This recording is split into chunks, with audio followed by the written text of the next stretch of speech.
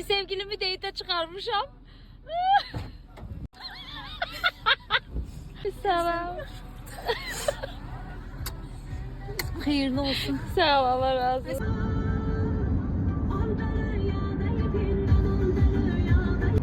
Minibüslerine göre gelmişmiş.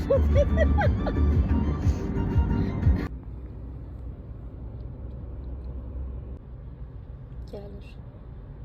Başımın belası gelir.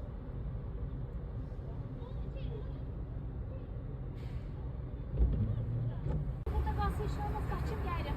Hara gelsen. Gede tuvalete heyecan geçirdim. Ver çantam. Kemerim bağlı. Arkadan alındı. Ben niye buradan aldım? Elisinde vaxt tapdı elə sənin. Güne. Hə. Güne maşın getirdi. Çıxası. Bir de bakalım Gül'ü getir. Ay Allah. Baxın, tualet axtarır.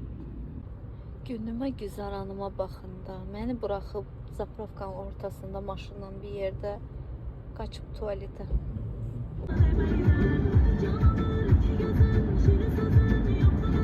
Birinci dəfədir ki, Nərgiz bu qədər həyatında ciddi bir xanım olur.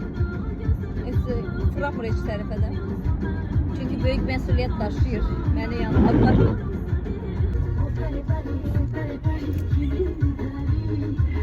Doğrudan da temiz çıldaq oldum.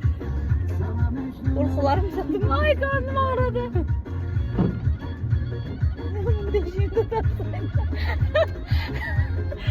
Allah'ım şükür sana. Ağrıdım.